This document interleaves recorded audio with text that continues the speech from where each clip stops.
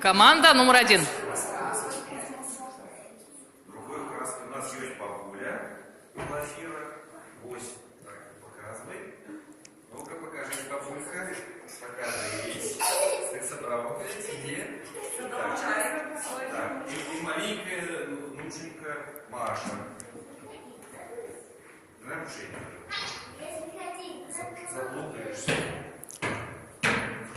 Не, я великая, в лесе не заблукаюсь. Бабуль, я пойду погуляю. Все, покуль. Скажи, покуль. И пошла Машенька в лес. И ходила, гуляла на ускрайку леса. Ось. А потом пошла все далее и далее. И шла, а уже не ведая, как выйти из лесу. И ходила, и знайшла что? Хатку знайшла. Зайшла у хатку, і бачила там. І що ти побачила, Машенька? Кресло, да? Подійшла до самого великого кресла, взяла його, подвигала, села за стол, побачила велику миску і каже: «Ні, вельми великая. Пойду погляжу до другого». Пришла до другого кресла, сдвинула, она самая вельми такое великое. Вот, миска трохи меньше, не каша, я столько каши не съем. И пошла дальше кашу. Пришла до маленького кресла, села за его, ваша галерка такая невеликая, и стала есть. Каша была смачная, она всю ее съела. Покажи, как ты делала. Ось, что? Покачалась на кресле, качалась, и кресло упало. Соседа, и кресло упало. И сломалось.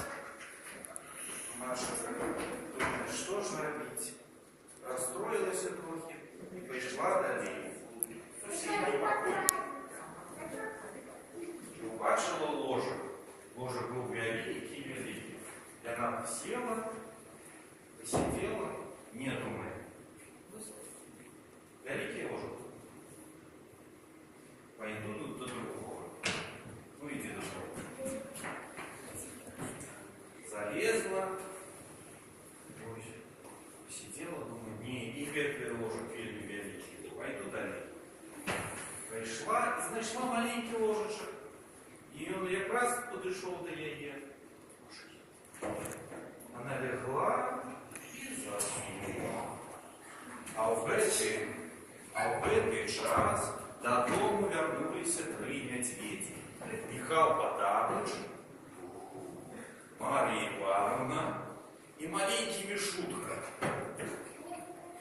Михаил Потапыч подошел до своего кресла и бачит, что яно стоит не на месте, и каже: «Кто докранался до моего кресла?»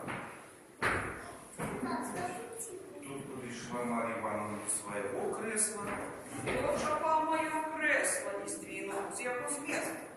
Кто чапал мой суп и лыжку сдвинул? Что такое? Тут Мишутка бачу свое маленькое креслице, якое лежало на полу сломанное, и каже: Кто сидел На моем кресле и сломал. Кто ел мои мишки? И все съел. Ой, да глядите наши ложки. Не пошли в соседний покой. Михаил Потапыч каже: «Кто сидел на моей ложке и змял колбу?»